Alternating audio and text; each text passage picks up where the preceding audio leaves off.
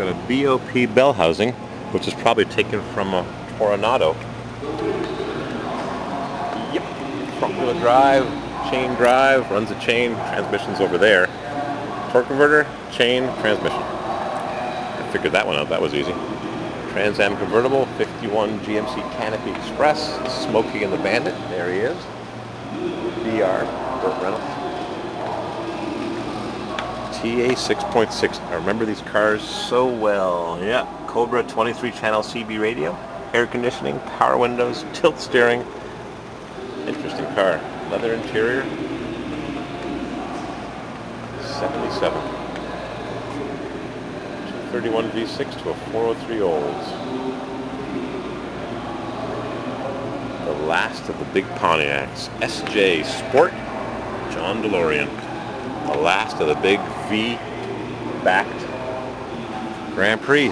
This is a Sport, so it has a ratchet shifter. You push it to the right and you get one gear at a time. It's got European style dimmer on the turn signal, AM, FM, power windows, power, nope, no power locks, no tachometer.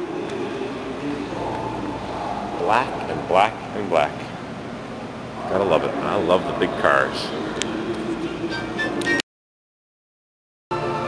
Where were we? The phone rang and I answered it. Firebird 3.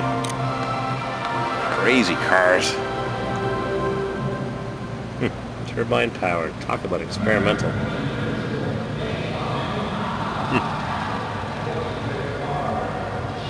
Talk about experimental. 73 Chevrolet Aerovet. Some of these crazy things found their way into production cars. So I was telling you about the front wheel drive transmission used as a rear wheel drive. And the 77 Grand Prix, the last of the big ones. GTO Judge, 1969. It's supposed to be called E.T. for elapsed time, but last second, the judge. Here comes the judge. Ronan Martin's laughing. Hugger Orange. Looks like Chevrolet Red to me, or is it Chevrolet Hugger Red, Chevrolet Orange? 64, the first of the great ones. GTO, the GOAT. This is a post-coupe, fully restored. Got 67 style door lock knobs, which are bigger for Ralph Nader to make him happy, keep him quiet. Seat belts, pretty uncommon in a 64. Little extra horn blower ring. And a mini version of the 64, 63 style Grand Prix dash. Left side ignition key, pretty weird. 4-speed, probably a Borg Warner T10, not a Super T10, just a T10, not aluminum case. The incorrect windshield wiper. These are aftermarket and they're 67 and up. They're acid washed, etched.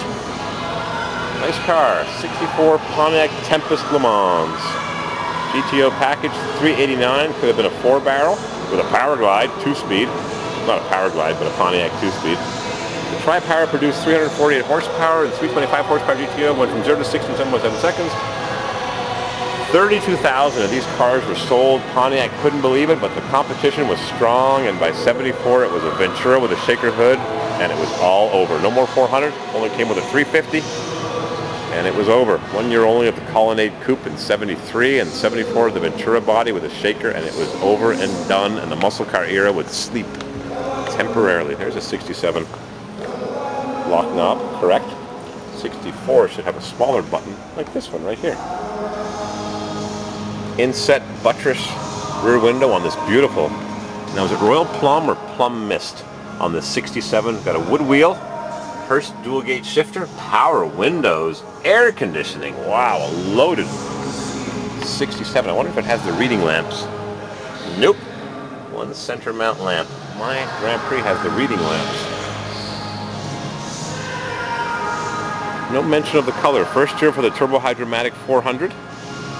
66 was the year with the most GTOs made. It was downhill 67 and up, even though I love the 67s.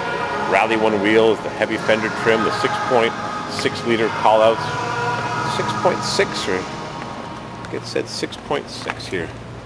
6.5. The 400 was a 6.5. So why did they call the 400 in the Trans Am's a 6.6? Rally ones, first year for disc brakes was 67.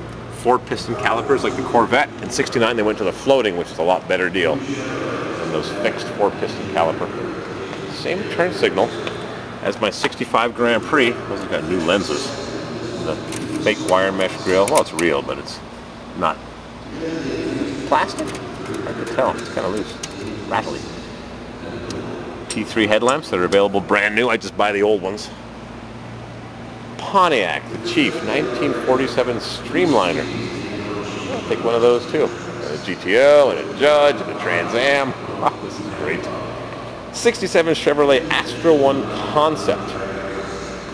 Visual potential, automobile aerodynamic characteristics. This thing is so small and low to the ground, you can't believe it. It looks like a go-kart with a fancy body, and next to it is a 73 XP 898. And I remember these when they were brand new, being on the front of all the car magazines. It was supposed to have a Wankel rotary engine.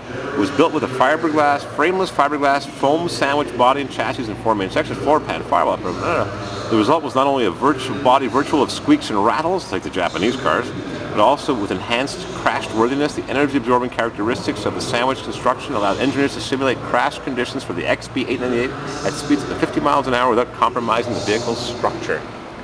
It looks like a Vega Corvette